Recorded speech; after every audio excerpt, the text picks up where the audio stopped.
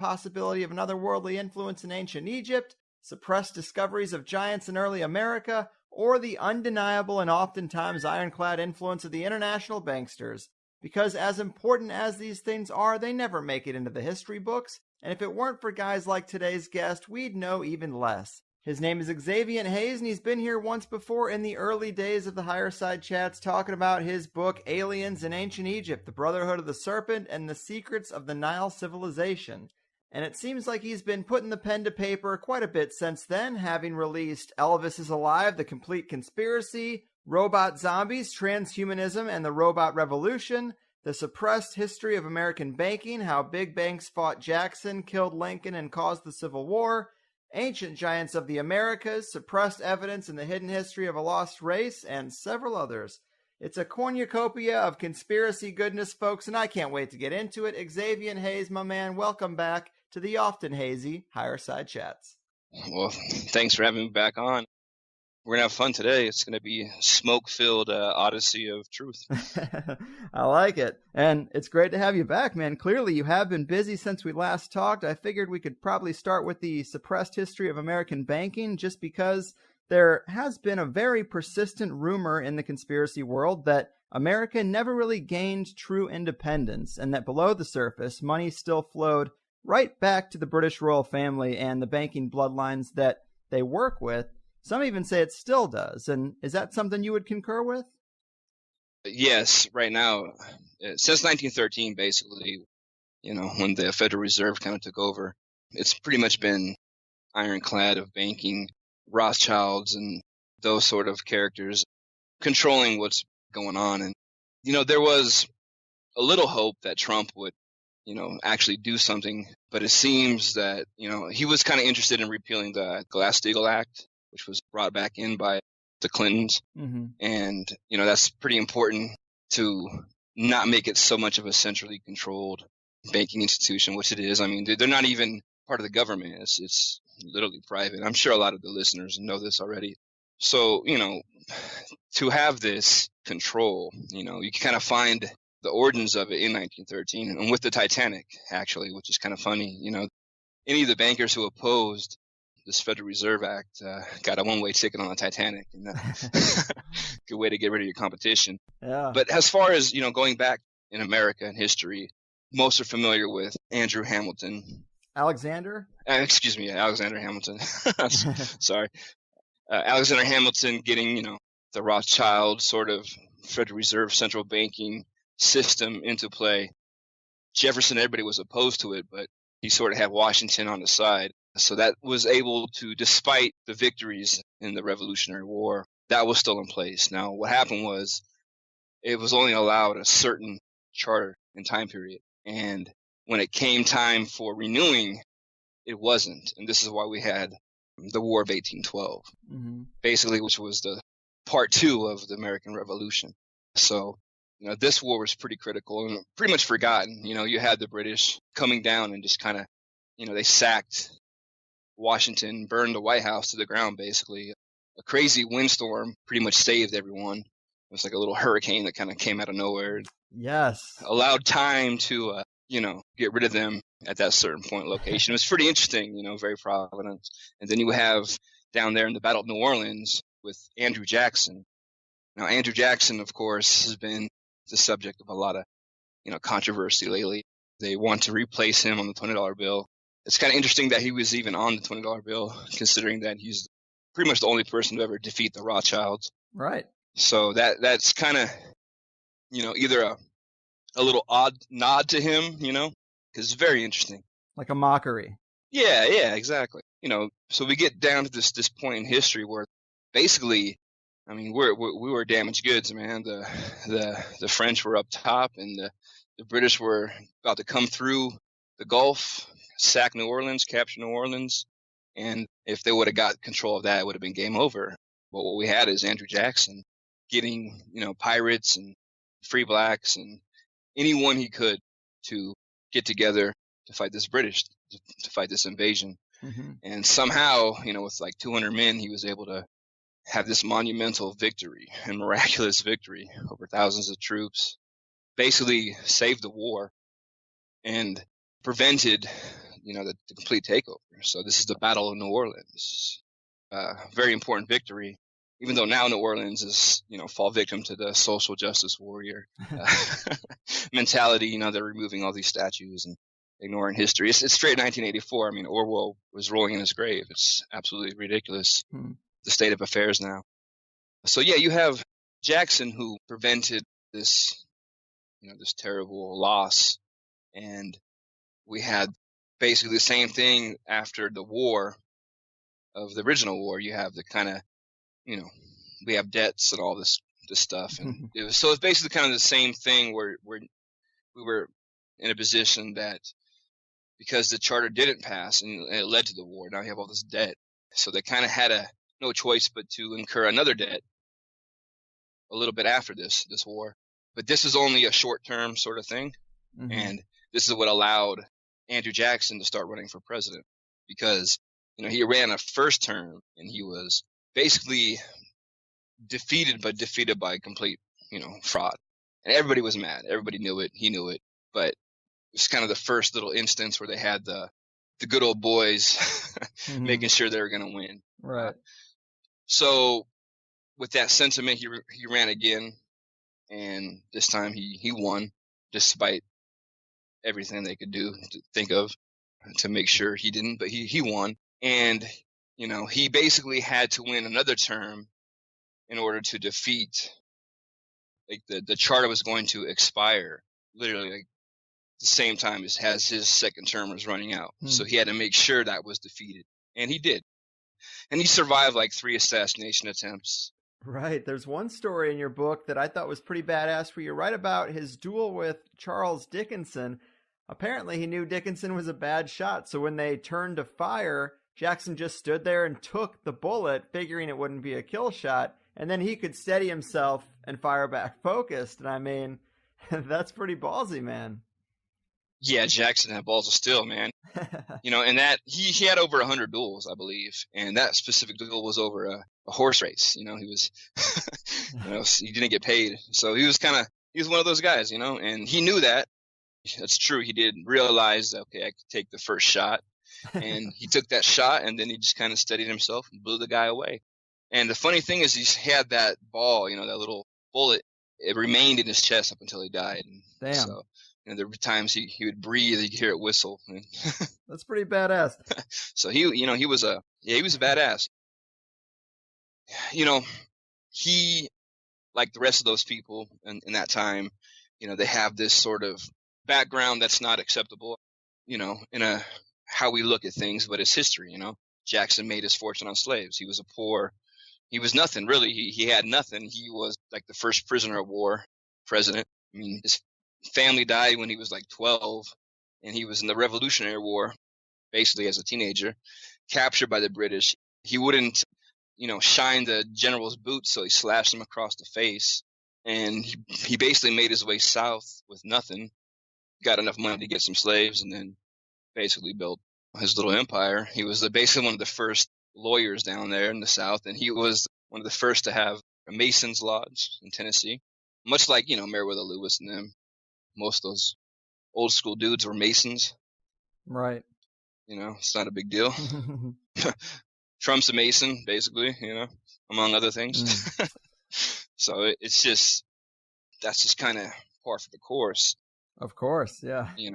But, so Jackson, he dies, and there's not really, since he defeated the Rothschilds and put them out of business because he ended all of their central banking schemes, right? Times were really good afterwards. As you could imagine, they wouldn't. So people weren't really a fan of his after the fact. And it was pretty much kind of this way, really hard times, really poverty, and basically up until the Civil War. Mm-hmm. Yeah, man, you definitely have done your homework on that period of American history and banking in general. And I'm kind of curious how far back you can take the banking system, because our first conversation was largely about the Shemsu Hor, the Brotherhood of the Serpent in Egypt, that you referred to as kind of the first secret society. Apparently, they set up the systems of control like banking and the court system in Egyptian society. Have you found any continuity to the story of bankster priesthoods running everything, even straight back to Egypt? Yeah, I mean, you see that in ancient Egypt. I talk about that in my book. This priest class, right? Whether it was gold or silver or items or objects, there was always some sort of control, sort of like, it's like religion, it's a cult. So even way back then, they had their own little cults and their modes of fear, basically with, where you're going to go when you die and all this, right? I mean, the whole story of kind of the whole heaven and hell and going to Peter's gates, all that kind of comes from ancient Egypt and the weighing of the heart ceremony. So you weigh your heart against the feather, and if it's lighter or whatever, then which is basically true, if you study the Indian and the Far Eastern stuff, if you base it on like karma, right, and the laws of the universe. So the laws of the universe are the laws, right? And if things are based on karma, and if you have the yin and yang, right, because there's basically just two forces, right? You have a positive and a negative. So if you live, we're in a constant state of evolution anyway. So if you live in a certain way, a negative way, and you do negative things and you do bad things, you're going to pay, of course. You're going to pay on earth, and you're going to pay when it's time for you to resurrect, or it's time for you to move on to the next realm, right? So hopefully. Yeah, of course.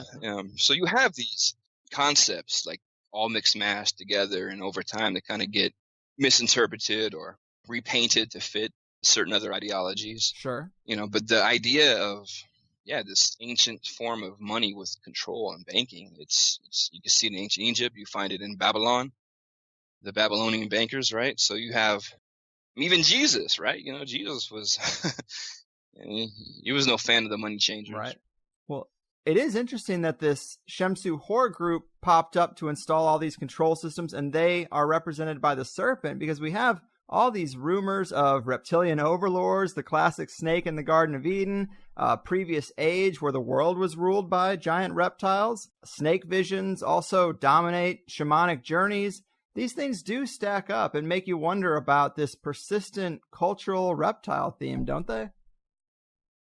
Yeah, it's unbelievable. I mean, there's a new book that came out, Alien World Order by Ken Laston, which talks a lot about this stuff, the reptilians and everything. And you have the theme of the reptilian basically all over in every ancient culture since kind of the beginning of written history.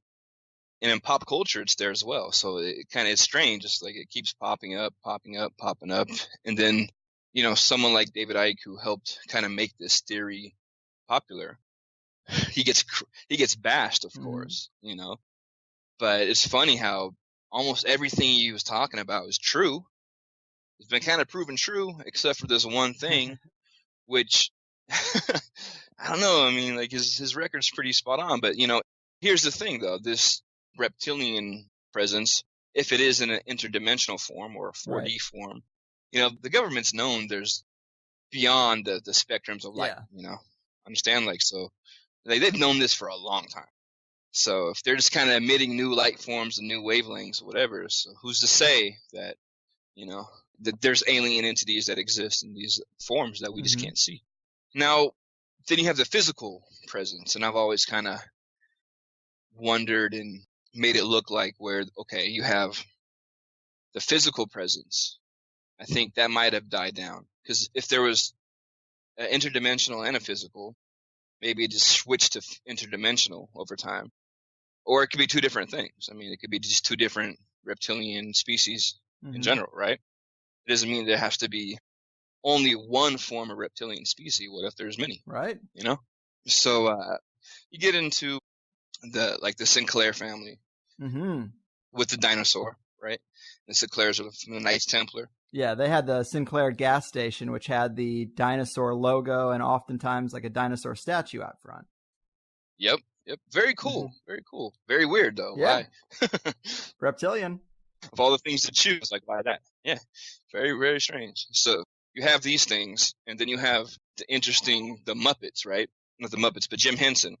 he created the show, the dinosaur show. Right, that 90s sitcom. The 90s sitcom, it was huge, very popular. Not the Mama. So they have this whole thing Jim Henson helped create, right? But before that, he was negotiating a deal with Disney about the Muppets, his most cherished creation. And he didn't want to give up control. So basically, he told him, it's not going to happen. And he died like the next day of a heart attack. Right. And they got control anyways. So, I mean, that's how it is. But you look at the connection with these things, and he was a Hollywood insider. So he had to kind of been maybe throwing out there that with this dinosaur show, showing these upright, walking, talking dinosaur aliens, working class dinosaur aliens, having the same sort of lives that we're kind of stuck in, right? Having to work, having to the banking and all those things were contained within that show. So it's very interesting. So you get the Sinclairs, and they're the ones who have the Rosslyn Chapel in Scotland. Mm-hmm. And that chapel has, images of corn, crazy things they couldn't have known, which was before Columbus's trip, right? So that's that whole theory that the Templars came over here before in the 1300s or 1400s. And if you look at the Rosslyn Chapel, you'll find imagery of this. And it's strange because later on they have this Sinclair, and we know like Lord Byron supposedly had reptilian. Really? So there is the element of in the 1400s, 1500s, 16, even going up into the Victorian era of the physical traits of some reptilians still being around. Damn. It wasn't far removed from going hunting the dragons, right? The knights going hunting the dragons. What does that mean? Yeah, and their dragons are always guarding a lot of wealth, a big pile of gold or some shit. Oh, exactly. Yeah, kill the dragon and get all the treasure. Yeah, man. That's awesome. And I do just love that story about Jim Henson and the dinosaurs. Like, he knew the truth and wanted to somehow mock them in mainstream media. Just all the reptilian connections in general. It does make you wonder. We even noted last time that the most famous video game ever, Mario, is about battling a family of crown-wearing reptiles. And it's not conclusive, but it's very clearly in the cultural memory. And I used to be very into this idea of aliens from another planet coming down and hooking us up with a societal jumpstart, for better or worse. But now I actually think contact that it might be like shamanic journeying or, tapping into that astral plane, because that was big in those ancient times. And I think that type of contact and influence is a bit more likely than a ship landing somewhere on the Giza Plateau. These tools and systems of control could just as easily pass from some reptilian archonic beings to an elite priesthood like the Shamsu Hor by more esoteric means than physical, kind of like you were suggesting before. Yeah, I mean, the thing is, we have so many references and so much historical, conundrums that deal with this topic. I'm just going to go through, I have a list right here, just the pop culture alone with the reptilians. Yeah, King Koopa from Mario Brothers, and you got the Sleestaks from Land of the Lost. Rowdy Piper, he was fighting They Live, right? Which is, They Live is probably one of the greatest movies ever made. Yeah. I mean, the score is fabulous. Everything about it. I mean, it's literally like a documentary. It's like, whoa. It basically explains why John Carpenter, that was basically into him. He kind of got mad at him for that. So, and then, Rowdy Piper was also in Hell Comes to Frogtown. I don't know if anyone remembers that one, but it's a horrible 80s movie. Oh, it's great. It's super corny. It's like one of those, might even be one of those trauma movies, Traumaville or whatever, that did Toxic Avenger and all that. So basically, Rowdy Piper has to fight the reptilian, frog monsters in this post-apocalyptic world. It's worth watching. It's pretty funny. And then you got Enemy Mine, right? Dennis Quaid, Louis Gossett Jr. plays the reptilian. And they're basically from Draco, like fighting, it's kind of like we're in space in the future fighting these reptilians from Draco. That was a movie in the 80s. There's an interesting movie called Dreamscape with Dennis Quaid again, and it's also from the 80s. And he's involved in a CIA psychic experiment. He ends up doing battle with like a shape-shifting reptilian who's one of the main bad guys in the movie. So it's very strange, very strange. And then we have Conan the Barbarian, of course, Thulsa Doom. Yeah. I'm pretty sure everyone's kind of familiar with Thulsa Doom. And then you have Babylon 5. There's the Narns in Babylon 5. You got V, which is one of my favorite series, also from the 80s. And then you get into the comic books. You got the Amazing Spider-Man with Dr. Kirk Connors, who was reptilian, right? So yeah, the lizard. Yep, and Fantastic Four. The Sauron and the X-Men, Teenage Mutant Ninja Turtles, of course. Just on and on and on and on. G.I. Joe. Oh my God! If you watch episodes of G.I. Joe, it just blow your mind, man. It's really ridiculous. You should start watching it. It's incredible. It's literally like, who was this written for? It's all about the New World Order. It's all about banking and the Illuminati and cult, and every kind of little clue that we know now is already implanted in us, basically. Like, we were predictive programmed this since children. We didn't even know it. Yeah, G.I. Joe's insane. It's crazy.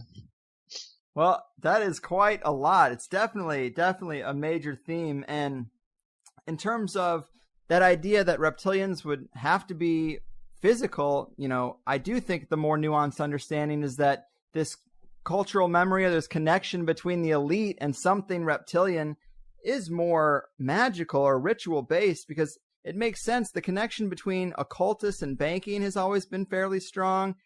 It was always this priest class. And then we have stories about the Knights Templar and their connection to Baphomet, another possible entity that they got banking practices from. And I don't know how you really craft a fractional reserve system of creating something out of nothing and get everyone to buy into it without some type of spell, because we all seem pretty bound and mesmerized by it. Oh, I mean, it's right there on the dollar bill, man. So it's right there, all the witchcraftery, the sigils and symbolism. Yeah, it's there. So, well, think about it. I mean, you're only as free as the dollars in your pocket. So, yeah, we're kind of, all of us, and this is why things really don't get done on certain levels. And that's why it's kind of disappointing to see Trump just make a 180 on basically everything. It's like, either he's a complete con man, or he got in there and realized, like, I mean, what can you do? Like the deep, like Ron Paul. I mean, Ron Paul is a real president. Let's just be honest, man. Like, he's been saying this for decades, right? And he said, you can vote all you want, the deep state won't change. And then you don't only have to worry about the deep, because the deep state really could care less. I mean, they got off-world technologies, they got all these anti-gravity crafts. I mean, they got the whole, if they are going to Mars via wormhole technology, who knows, man? We don't know what they know. You understand? Like, there's our world, and there's like their world, that the real world that we have no idea about. Well, that's interesting you bring up Trump in that way, because I noticed that your most recent book is called The Donald Trump Conspiracy: How a Billionaire Businessman Challenged the New World Order. And those are exactly the kind of questions I had, because now that he's staying in NAFTA, expanding the war, backtracking on NATO being obsolete, insider dealing, I obviously hated Hillary, and I was glad when I saw something like the TPP get shot down, but I still really in my heart of hearts thought of Trump as a guy in that 1% class who stayed rich, exploiting workers, making shady one-sided deals, and using the same tactics as families like the Rockefellers, the Carnegies, the Sinclairs that we criticize so heavily. So I'm not really surprised that it's the same old thing, because even when Obama was a choice, people voted for him because he was the anti-war candidate when you were listening to the speeches before he was elected. And this is what they did again. They didn't want Hillary. They wanted the guy who's saying, bring the troops home and let's fix this country first. But again, that's never what we get. It's always two puppets, one hand. Right. And this is, this is why, I mean, I kind of just put it out as an ebook, basically because I got offered a pretty good amount of money to write something on Trump. Boom. They wanted me to bash him, basically. They're kind of looking for why women hate Trump or whatever, which I could have done easily, but it wasn't truthful to me. I mean, I kind of thought the real story was actually what he was saying. I mean, he kind of was going against globalism. I mean, we already knew how devastating Hillary Clinton would have been anyway, so that was never any option at all. So what Trump was saying before he got elected sounded good. Mm-hmm. A few things, not everything, obviously, but there was enough things. But of course, when he gets in, he killed TTP right away. He was off to kind of a good start, but then boom, you kind of see it, like you said. Now it's where, yeah, it's it's half and half, really, because we're in a position where you have the Zionist control system in there. You have a lot of things that he's either fooled everybody into, or like you said, I mean, like, yeah, you have those concerns because he is from that world, you know. His daughter doesn't help. Kushner doesn't help. Kushner does not help. The people he's surrounded with doesn't help. I mean, he I don't know, man. So we'll see what happens, right. you know. Well, I'm curious how you break down the power pyramid in general. It's something I used to ask quite a few guests that I kind of got away from because I just see so many competing factions, and it's a real Game of Thrones type situation as far as, you know, what I see. But I'm curious how you break down the power pyramid. Where do you think the true power lies, especially since you have done this history in banking and trying to trace, you know, is there a truth to American independence or not? And these types of things, the Rothschilds and their banking industry. When it comes to today, like if you try to take the past and extrapolate where it's gone, where do you think the capstone of the power pyramid is in modern times? I think, well, okay, America is, you know, it's the illusion. You know, we are still free in the sense that there's things we can do here that you can't really do anywhere else. Yeah. Our cages are much nicer than other places around the world. Yeah, pretty much. There is opportunity here, you know, if you're smart. And if you if you avoid, you know, getting in, because like basically everything's about money, you know, all like throwing you in jail for money, you know. It's not because you're doing something wrong or whatever. It's about money. And the whole system's a fraud. That is true. As far as the government or whatever, you know, DARPA is the government. DARPA runs, I mean, that is America. DARPA runs what we think is the deep state or whatever. I mean, that is the government, period. And then you have the banking control, the Federal Reserve System, which is Rothschilds, and that sort of Anglo-American old world control system with the ability to print money based off of nothing out of thin air and sell it to everyone. Yeah. And that's that's sort of that's a Zionist. They're part of it, but they want their own, you know, they want more control. Right. So there's those infactions, there's those fightings going on with them. And then do you consider that to be is that a Jewish power network, or do you consider it to be just Well, there's a mix, because it's like a Ziocon, you know, because you got the old world neocon, that influence, but then you have a lot of the Jewish influence, which it just what it is, man, you know. And then you have all the consolidation of the media companies, right? Yep. So when you have like 6 media companies owning 90% or whatever it is, and then you look at their parents, and this always goes back to the military-industrial complex, like GE owns Universal, blah, blah. And so you can kind of see the chart, you know, follow the money. So it is in that level. There is that a lot of Jewish, because you cannot deny that. You cannot say that Hollywood isn't Jewish, you know? Right. Disproportionately. Yeah, of course. I mean, it's right there. You can read the credits. and that doesn't mean, you know, that's not a negative thing. That doesn't mean that's like some conspiracy or whatever. No, that's just how it is. But you have to be able to look at everything and then be like, well, wait a minute. If there's a National Security Council for president, right? Mm-hmm. And there's 10 people or 12 people or whatever. And if 9 out of 12 people are Jewish, that might be a little concern, you know? Right. They might have interests that aren't typically aligned with the average American. Right, of course. So, you know, those are concerns that are valid. I hear you, man. I'm with you. I definitely think they're valid. And I just try to think of the Jewish faction of the elite as I would any faction or any secret society, because the template seems to be you bring members into the group who form blood oaths to put their interests and the secrecy of their little club above all else. And then you go out in the world and you grab up as much power and influence as you can, and you help each other climb the ladder, because that's pretty much the game plan of so many little organizations, and it works. So that's how it is. And to criticize or call out a Jewish group shouldn't be any more uncomfortable than calling out a Freemasonic allegiance or something. Not all white men are Freemasons, and not all Jews are going to be members of an elite Ashkenazi Kabbalistic banking priesthood, but there is something there. There is something to that group, or maybe multiple groups of people that are of Jewish descent that are involved in banking. That is a slice of the pie that seems pretty powerful and pretty ancient based on a lot of researchers.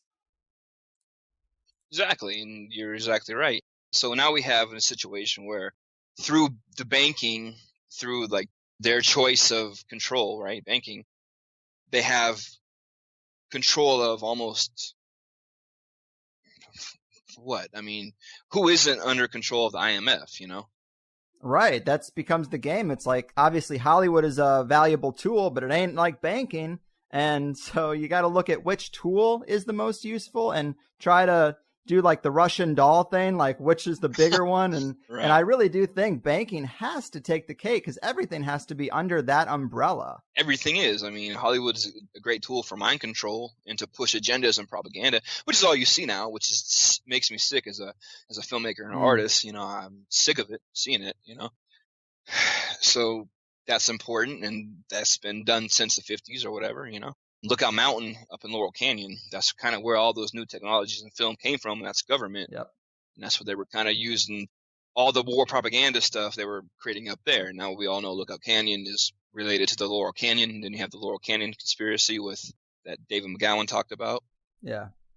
That helped introduce these elements through music, but they were all kind of all these musicians were basically sons of fathers who were in the military industrial complex and things. Like Jim Morrison's father was the admiral that got us into it was the false flag of the admiral that got us in the Gulf of Tonkin into Vietnam, and a lot of crazy things going on, you know? Like, I don't believe in coincidence when it's like that. It's just too weird. Right. You got to look at those connections and weigh them appropriately. Also, I wanted to circle back to that earlier question of, did America really win its independence, or did something else happen on paper behind closed doors that didn't really match the public perception? Because you have a couple interesting facts when it comes to answering that. For example, you say that the Jay Treaty had us paying the king 600 pounds sterling silver for their loss, which I really don't know how much that is, but you also note our property taxes, and it does frustrate me that when you own a home, you still have property taxes every year. It's really just like a rental because you cannot get past that. And with all the quote-unquote debt the country is in, it really should start making more people curious about who owns this land and who really owns the Federal Reserve. The Federal Reserve is owned by a private, you know, a group of international bankers. I doubt very few Americans are on that board. Mm-hmm. You know, and we have, man, as much as I want to say that America is, like we said earlier, you know, we're free to a certain extent. And we have this illusion. But, you know, the truth is, like, these guys, you know, they were great men, these founding fathers, but they were flawed men, of course, but they were men of their times. So, yeah, it's kind of funny when, you know, I've been reading a lot of Vonnegut recently, and Breakfast of Champions, and talk about a great writer. Very funny. I mean, for 1973, this guy's writing this stuff. Unbelievable. So he's talking about Thomas Jefferson, one of the greatest free-thinking libertarians, writing about all this, like the guy who wrote the freaking Constitution or whatever, you know, Bill of Rights and all this stuff. And he was a slave owner. You know, all these men were. But I think that what's lost is, you know, they were looking at not their specific time and place. They were thinking about in the future. You know, they knew obviously all the challenges they were facing. They're barely able to win that war, which is a miracle in the first place. And they still had to deal with the banking control and being hoodwinked by Hamilton and all this, right? But I think essentially what they were trying to do, because these were learned men, they were trying to lay this document for us, you know, for future generations to have freedom, to be completely free. And we do have a lot, and a lot more than most. I mean, you know, the right to have guns and all this is very important. You know, no one else has this, really, literally. So there's a lot of things that we are granted and very privileged to have and very lucky to have. But then again, we're also surrounded by bombs and traps and booby traps. And if you're black and you live in the ghetto, even worse. You know, so you got to be smart. You got to like use your mind. You got to navigate everything and try to figure out how to better yourself and to be good and live a good life. That way, next life, it'll be better for you. But the thing is, it's true, man. You never really own anything. You know, and I discovered this from my grandfather because, you know, my grandfather, he survived the war, was a fireman for like 30 years, right? You know, basically typical Americana, right? Yeah. He bought his house for think 12 grand in the 60s. Owned it completely, right? But, he ended up paying just, on property taxes and this and that. Since he owned it, probably about 8 to 10 times more than it's even worth, just over those periods of years, right? Mm-hmm. So think about that, man. You buy a house, 80 grand, boom. There's no incentive. There's like really no incentive to own your own house if you think about it, because you pay it off. Then what? Right. You got to pay 3 or 4 grand, 5 grand, depending on where you live every year. Exactly. So I would think that Trump, being a businessman or someone who like wanting to do good, like I would think, like, we can't be the first person to ever think this. How come there's no benefit for owning your house, right? If that's the so-called the American dream. Yeah, it is a curious thing, man. Yeah. Well, think about this. Hold on, I'm gonna cut you off. I don't mean to cut you off, but think about this. Like Sure. You buy a condo. Like my friend Buster Mathis, right? He fought Mike Tyson. He got bombed on from Mike Tyson for a couple of rounds. They gave him like 800 grand, which is great. Hell yeah. But by the time the government and Don King and everybody got their cut, he had like maybe 300,000 left. So he bought a condo in Coconut Grove. Sweet place. Owned it outright, right? Right. Well, then, everything kind of dried up, and they have these HOA fees, like maintenance fees, right? Homeowners association fees. Mm-hmm. They want to charge you ridiculous amounts of money, 500 or 1,000 or whatever it is. So after a period of not paying for a few months, then you suddenly owe them association fees. Now you owe them like 2 grand or 3 grand or whatever it is. And then all of a sudden, since you didn't pay all those association fees, guess what? That gives them the excuse to steal your apartment or your condo. Right. So they literally took his place just because, he was behind on some a place that he owned outright. And that happens a lot. And the whole thing of those big condos, why they're all empty, is because they want to get you in there and then apply you with these HOA fees to the point where eventually you won't be able to afford it. And then they steal it from you. And that's how they do it. And same thing with houses. You can own your house, but the minute you go a couple months behind on whatever, someone will take it from you. Yeah. And you got to pay the master. It just never ends. You can't get outside of it. You can. It's impossible. Yeah. You just got to make enough money for yourself that you can break them off and it doesn't bother you that much. That's the best you can do. That's all you can do. Man, that's it. Anything to avoid going to jail. Exactly.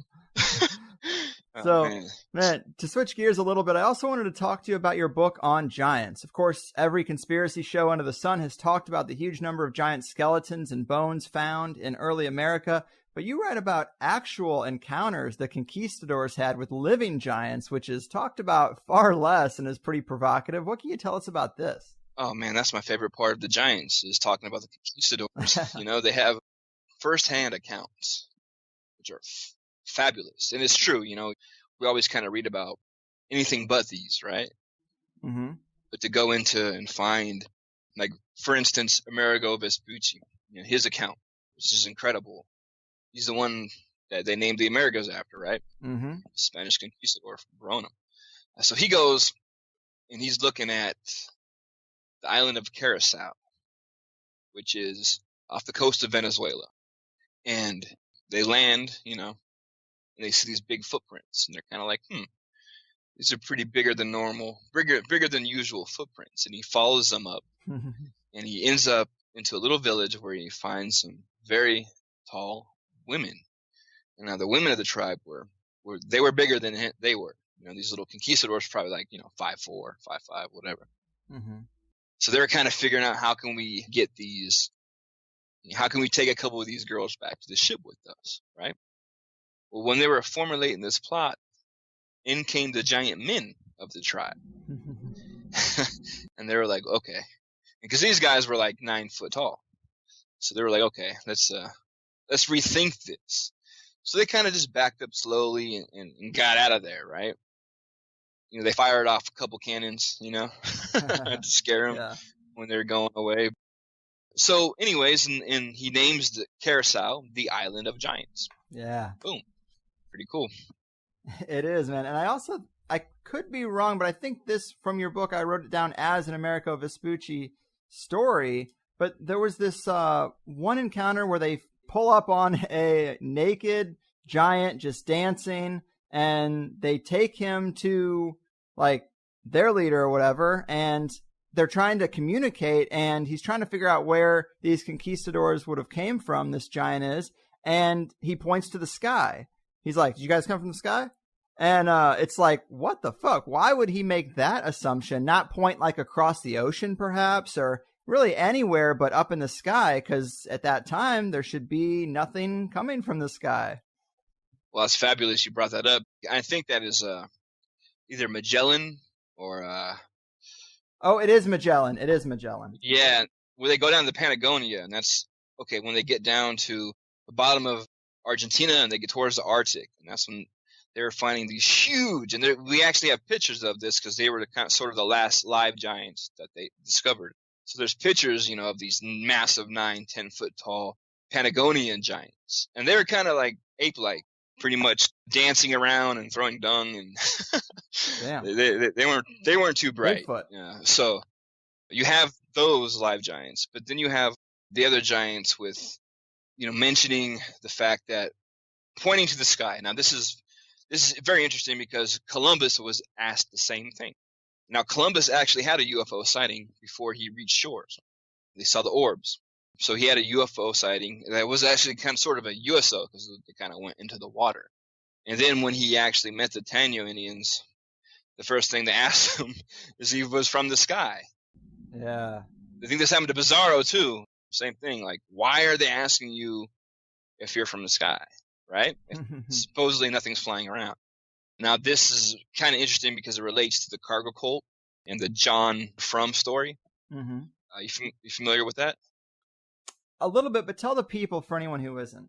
Okay, well, John Frum was an African-American fighter pilot during World War II, and he crash landed in the area down in the South Pacific, you know, near the Papua New Guinea. Mm-hmm. So he survived it, and when he left, the Aborigines there, you know, because he looked like them, thought he was like a god. So they constructed, you know, a big plane, right? They had festivals for him. They kind of imitated him. He was like their god. So they worshipped him. And this guy was just a fighter pilot who crash landed. So if that happened in the 40s, you know, if it happened 1,000 years ago, it kind of why would it change, you know? Yeah, it could be a very parallel type of story. Right. So the fact that you got natives asking if you come from the sky, basically saying they saw something fly in the sky. What was flying in the sky? That's the question. Right. It's a curious thing. Man, and yeah, like you mentioned the Patagonia stuff, which I thought was really interesting because I'm always down for anything involving Antarctica, especially now. It's a very interesting place because it is so huge and underexplored. You got Lockheed Martin down there. You got treaties that say you can't go there without really serious permission from very important organizations. So it is odd to hear about something like giants down there because who knows what they might find. There might be ruins down there. There might be all kinds of stuff. Is, you know, it's conspiracy. The rumors circulate. But to have those pictures of the Ona tribe down there, I thought that was pretty awesome.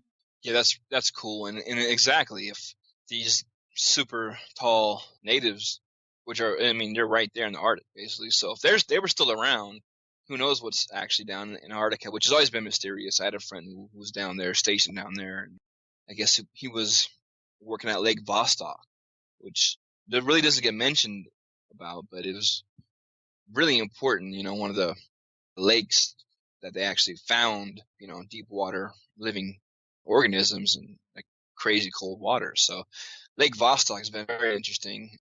They've known about that since at least the early 2000s. Now you have all the rumors going on. Did they find an Atlantis or something? So it's, you know, it's interesting because we know certain things happen. Like we know there was an Operation High Jump. We know Admiral Byrd went over there. And I've always kind of believed that in the earth, like the hollow earth, right? Yeah, that's my shit right there. Yeah, me too, man. That's like I've always thought that was, I thought the whole flat earth thing is just a distraction so you don't actually learn about the hollow earth. So the hollow earth, you know, very interesting, especially when you got Admiral Byrd flying over parts that weren't frozen. that had vegetation. Mm-hmm. So what's that about? And then, like you said, there's areas you're not allowed to go to. So, who really knows? We can't really be tourists because we don't have access to certain places. Right. Like all the cool places we can't go to, like in Cuba, for example. I lived in Guantanamo Bay when I was a teenager, right? And our teacher used to tell us about how there was pyramids and stuff in the mountains, in the Sierra Madres, the areas like you're not allowed to go in, basically. They had found, Damn. Yeah, and which is very interesting because you have supposedly, if you go in the top part of Cuba, a little bit off on the northern side, they found some scientists. I think it was Canadian and Russian scientists found some submerged buildings that look like some Mayan temples and stuff. So damn. Yeah, and then there's no update. They're not allowed to explore any further, right? Because it blows the whole thing wide open. If you have Mayan temples or whatever and actual Mayan pyramids in Cuba, it might mean that those things are actually older and not even built by the Maya. They could be from a time when the Caribbean was higher, right? True. And that kind of goes into like the whole idea that there was an asteroid that kind of hit off North Carolina. Yeah, in the Younger Dryas period. Exactly, yes. Something happened. About 12,800 years ago. Yep. So that's why they're kind of trying to say now, like, oh, there's humans here 100,000 years ago or something in California, which is interesting. But like, how come they don't talk about the footprints and the ashes and the volcanic ashes or whatever, like, that are super old that they found in Mexico? And the U.S. Army came in and said because they found some carvings in a mastodon bone or something. And they found some evidence that appeared that there were humans there over 250,000 years ago. They just kind of shut it down. This is in the 70s, So they know. They know. It's just that control. And it goes back to keeping this lie of evolution and keeping the Royal Academies and keeping this constructed narrative of their false timeline of history in check, man. They got to keep it. So that's the only thing, Nothing will disturb that, right? So they have to make sure. And this is why the Giants get no love, They kind of, despite every culture in the world and every history and all the Bible and everything, it's just nothing but giants. But well, that's the thing, man. I mean, this is amazing stuff. There's clearly something there, but these giants seem to be everywhere. Just a couple hundred years ago, based on these stories, could all trace really have been wiped away that easily if they did exist so recently? It seems odd that we can't find any. Exactly. And this is kind of, okay, just going off biblical stuff, right? Mm-hmm. The giants were created. They weren't created. They were the offspring of the relations of the angels, right? Like the fallen angels. Right. They were, okay, let's take it back. First of all, there was the creation of these races, the Adama or whatever, Adama, whatever, because it's the Adam. Like, it wasn't like one person, it was like a race. Genetic engineering, is that the kind of thing? Like, yeah, exactly. Genetic engineering. And one of the first races was the Adams and Eves, so to speak, right? But then they were given this sort of knowledge by the Reptilian, and God got mad, so he punished them, so he left them out in the world, punished them. But then the problem was the angels were like, damn, these Eves are kind of hot. So they started playing around with them, and they were grabbing them by the pussy. Doing the Trump tactic, So basically, they were giving birth to the giants, but then the giants were like kind of like cannibalistic. They weren't very good. So it caused like the gods to be like, yo, we got to, this experiment has gone long enough, and it's just, we got to get rid of these assholes, basically. And that cannibalistic element is consistent with the stories from Native Americans and the people who saw these actual giants, right? I was just about to say, it's very interesting. You have the same thing in the Native American histories about these cannibalistic giants, and that they were destroyed specifically because the Great Spirit was tired of the shit. So, same thing in the biblical. So we have this collective consciousness of very wicked giants messing shit up and needing to be destroyed. And that's kind of what happened. So after this, we know that all of them couldn't have possibly died, because even in the Bible, there were still giants they had to go kill, right? Mm-hmm. There were still Goliath, there were still the sons of Anak, right? When Moses is making his way to the promised land and his little scouts come back and says, like, yo, bro, we got a problem. Jerusalem looks cool and all, but there's the sons of Anak. How are we going to beat them? They're a bunch of giants. So a lot of part of the Bible is figuring out how to get rid of the pesky giants that actually survived. Huh. So if those ones survived, what's to say that all the way across, in the Western Hemisphere, they wouldn't survive too? Obviously they did, because we found evidence of it, right? First person accounts. But the thing is, we're kind of looking for the real giants, like 15, 20 foot, all this stuff. Yeah. I don't think, there was ever sort of like a 30-foot giant. 20 foot is kind of stretching as well.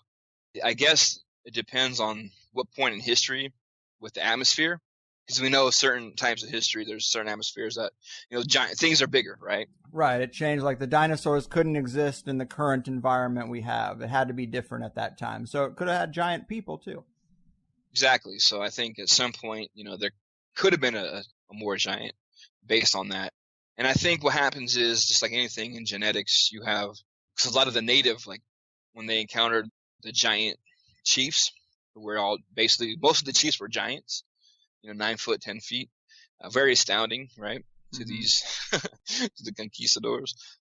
And it was because it was selective breeding, right? So it was keeping that, because the giants, because usually it goes to semi-divine, divine, right? And keep the bloodline, So the taller ones, they had been part of keeping the bloodline together. And that's kind of why there were still some left. Because not all of them were giants. And a lot of times you'll find most, especially in the mounds, when they start digging up the mounds and everything, most of the Indians were about 7.5 feet tall, which is still very tall. So, it's a good indicator of that. They were kind of related, and they still had these DNA and these genetics of this ancient race. And we have giants now, like 7-footers. I'm watching the playoffs, and a lot of tall dudes out there. So the idea that the giant is nothing but a myth or a fairy tale is just complete nonsense. Yeah. And, your book is full of those great newspaper clippings from early America that describe the giant bone findings. And there are just so many of them. I wanted to read this one as an example because it is from the New York Times in 1886. It says, Cartersville, Georgia. The water has receded from the Tumlin Mound field and has left uncovered acres of skulls and bones. Some of these are gigantic. If the whole frame is in proportion to the 2 thigh bones that were found, their owner must have stood 14 feet tall. Many curious ornaments of shell, brass, and stone have been found.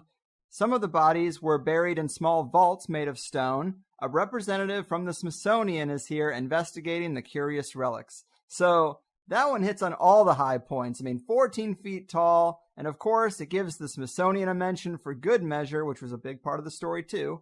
But I like that one.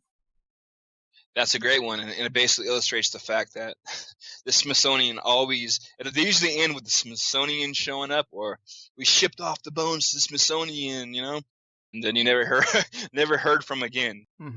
Amen, man. Well, this has been a blast, man. I could do it all day. Fascinating books. Ancient Mysteries are some of my favorites, and we covered quite a bit. Do remind the folks at home where they can check out more of your work or get in touch with you or any other projects you're going to be coming out with next. Yeah, you could get a hold of me on Facebook, and I have a blog, and I have an online metaphysical library with free books, free ebooks, and free lectures at xaviantvision.com. I have books coming out. I think I have one coming out in the fall about ancient aliens in the Bible. So I'm going to talk about that, and then another Giants book is coming out in spring that goes into more Middle Eastern myths and some Russian stuff. And, just keep on keeping on. Yeah, that's all we can do, man. Well, thanks again, Pimp. Keep doing what you do, and I'm sure we'll talk again down the line. We will. We'll talk again. Thanks, man. You got it. Appreciate it. Love your show. Oh, thanks. Boom, people. Xaviant Haze, my man, bringing it. And he loves the show. How about that? And I love the guy's books. Fascinating range of stuff. And we definitely went over some of the finer points from our last show a couple years ago because of that bad audio quality we had. Obviously, much better this time around. But I think that Shemsu Hor stuff is just really interesting. The earliest insights into a banking priesthood that is represented by the serpent. You know, I love it. And I haven't heard about that group anywhere else, really, besides Xaviant's book. And then the Jim Henson Sinclair family Disney saga. That's a perfect story wrapped in a neat little conspiratorial package. And I have no doubt that many people have died over mega corporations wanting rights to various shows or musical catalogs and all that sorts of stuff. I even think people die for patents and other things unrelated to the music industry and various rights and holdings. If we've learned anything on this long, wild ride, it's that they do not fuck around at those upper levels. They're cold. So I don't doubt that at all. And the St. Clair bloodline representing themselves with a brontosaurus is provocative. And if I wanted to take the air out of that, I could say that the story about oil used to be that it came from dinosaurs, and so that representation isn't terribly odd.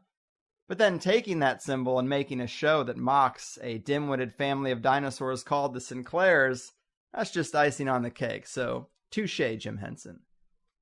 But I think this is a fun episode all around. Maybe more casual than some of the recent shows, like with Dr. Skinner and McKay Jenkins. I mean, those are fairly academic exposés on specific topics. But this is more of a conspiratorial Pandora's box going into everything from banking to living giants to Lewis and Clark to the Hollow Earth.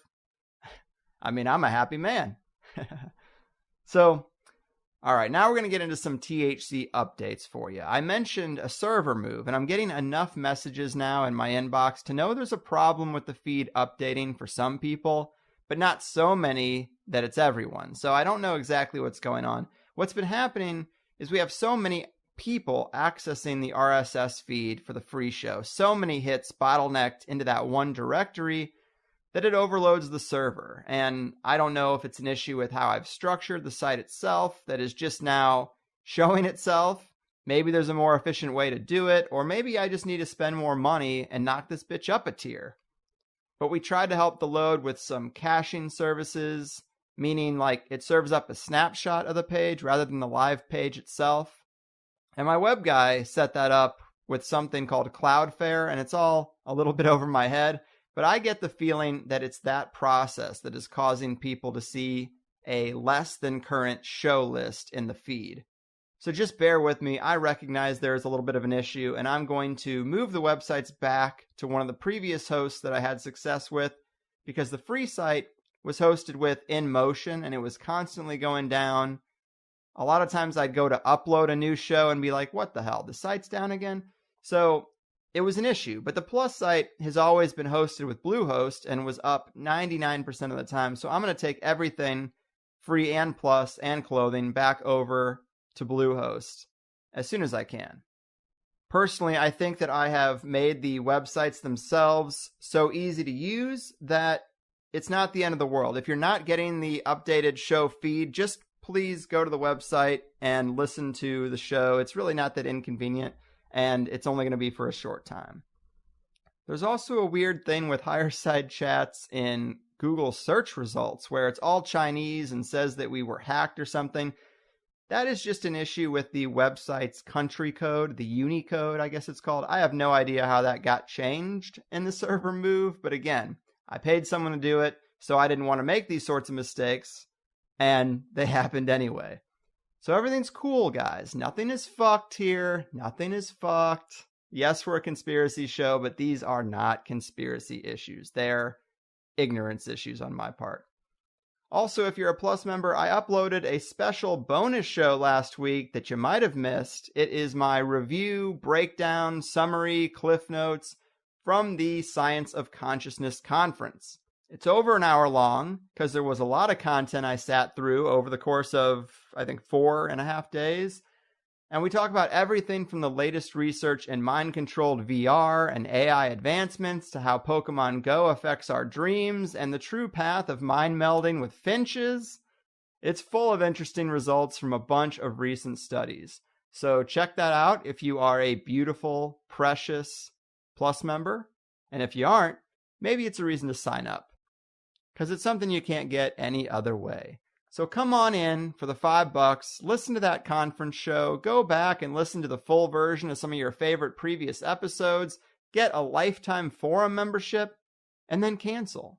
You don't need to be a Plus member forever. And it is nice. Oh my God, it's so nice when people say that they are in it for the long haul. It's a big stress reliever to hear those kind of things. But I don't think it's too much to ask for people who listen for free to give me a little $5 tip once in a while. Hop in and hop out and get those bonuses for themselves. So consider even a temporary membership, because it still does mean a lot to me. And what else? Higherside clothing. So I am switching printers because I have had some hiccups with the current one, and I do think we can do better. And I have a pretty good relationship with these guys from We Produce. They actually listen to the show, so they get me, and they also want the quality and consistency to be high, which is amazing, because right now, with the company I'm at, I'm just one of 1,000 clients, and they really don't give a shit, and I know that, and so I can't make them give a shit. I have to just move. And they handle all the customer service that We Produce, which is a huge help to me. So that switch is happening really soon, probably before the next show even comes out. And when it launches, I've also added 2 new designs that weren't there before. If you remember me saying so, all these new designs at Higherside Clothing are based off specific Higherside Chats episodes. So we have a Hollow Earth design, J.P. Morgan sinking the Titanic, Baphomet and the Templars, the Archon control system, a cryptid lineup, all sorts of amazing designs that I am so happy with. I don't think there's really anything like this in a t-shirt company. And the newest design is based off the Ancient Aliens / Pig Chimp hybrid show that me and Gordon did a while back. I showed it to him. I think he got a kick out of it, and I personally love it. It's a team of Greys stitching up a pig chimp hybrid Frankenstein style, and it's pretty cool. Also, since we switched to Higherside Clothing from Conspiracies because there were too many copycat companies popping up, and I'm not a lawsuit kind of guy, but I also don't like people fucking with my shit, when we made that switch, we went with all new designs, and there hasn't been just a straight Higherside Chats design, and that's what people have been asking about. So we got one now, and I think it's pretty awesome. It's completely new. The font for the text is modeled after the game BioShock, because I love that aesthetic, if you're familiar. And it's 3 symbols, an all-seeing eye representing conspiracy, a UFO representing paranormal, and a pentagram representing the occult. And I think those are THC's 3 main subject areas. It's perfect. It's simple, but it embodies what THC is, and it's the kind of logo that can come in multiple colors and configurations like real clothing brands do. So I'm just psyched about that. Then next is women's shirts, also coming very soon. I want to make the switch to We Produce, let them get into the groove for a few weeks, and then I can code in all the stuff for women's shirts. I've already talked to them about it and made all the important decisions. So we are close, ladies, and I apologize for that long delay. But I feel good. I'm catching up on some things, and I know this is a long update on just stuff you can spend money on, which is kind of like a commercial. But I have to find a way to update you guys. And I personally hate when I turn on a podcast and it's an interview with someone I really like and I'm pumped to get into it. And I get in the car, start driving, I put on the podcast, and 15 minutes later, I'm where I need to be and the guest hasn't even been introduced yet. And so I always wait until the end of these shows. And it's not a perfect system either, because if you just happen to not like or finish this particular episode, maybe you feel a little bit out of the loop. But because podcasts are just auditory experiences and based on RSS feed subscriptions, sending an email or even putting some type of notification on the website itself is only going to reach maybe half the listeners. So it's really all got to be on air, because that is how we stay in touch. You could follow me on social media too. I try to do updates on Twitter and Facebook, but if it's not important to you, then don't worry about it. I'm just saying, if you've had some frustrations with the feed or the lack of communication about the feed and the server move, I apologize. It's just finding the best channels to communicate those sorts of things without interrupting the flow of the episodes here, because to me, that's what's most important, and the rest is going to work itself out. You know, that's the philosophy that's gotten me this far. Just make sure the on-air content is good and the interviews are as solid as they can be, and people will stick around through the rest. But back to today's episode, I did think we covered a lot of great ground, and going over reports of living giant encounters from not so long ago was a nice switch from the giant skeleton remains stuff that gets talked about a lot. And in the Plus show, we got into some other pretty wild stuff. The Xaviant Haze saga, John Quincy Adams' interest in the inner earth and its devastating effects to his political career.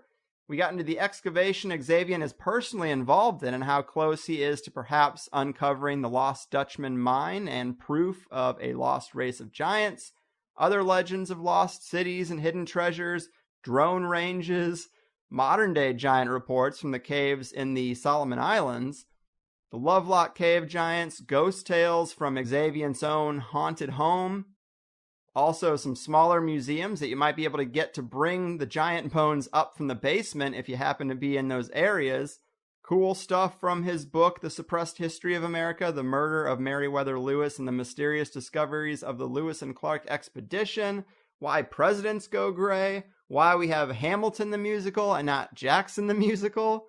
Solid stuff. I love treasure hunting stories, and Xaviant seems to be right on the cusp of a possible discovery, and it worked itself out because he didn't want to say too much about it or get too far ahead of himself, and it came out in the second hour anyway, so he doesn't have to worry too much about too much being said before it's ready to be said because of the smaller pool of listeners. But I'm definitely going to be looking for updates on that. Fingers crossed for him. And again, sign up for THC Plus if you want to go deeper into the higher side rabbit hole, and all your wildest dreams will come true. HighersideChatsPlus.com. And that's it for me today. I've done my part. Your move, sorcerers of money magic, reptilian priesthoods of the old kingdom, and cave giants of the underworld. Your fucking move. Oh no, you see, the world isn't random, it's attached to puppet strings. Control over everything. The 9 to 5 is trying to steal you. Now don't that job seem silly? Hello, can you hear me? Or should I play back recordings from some spying agency? Wish we were younger and free. I'll be thankful when it's all exposed, the vast conspiracy. There's such a difference between us and the damn rush hours. Hello from the higher side. They're calling out 1,000 crimes. They'll tell you the story of everything that's been done, and they'll call out deception of the web that's been spun. Hello from the higher side. The earth is hollow inside. They'll tell you about something that no one else will. Have you heard about Saturn? Have you heard about the real since the war?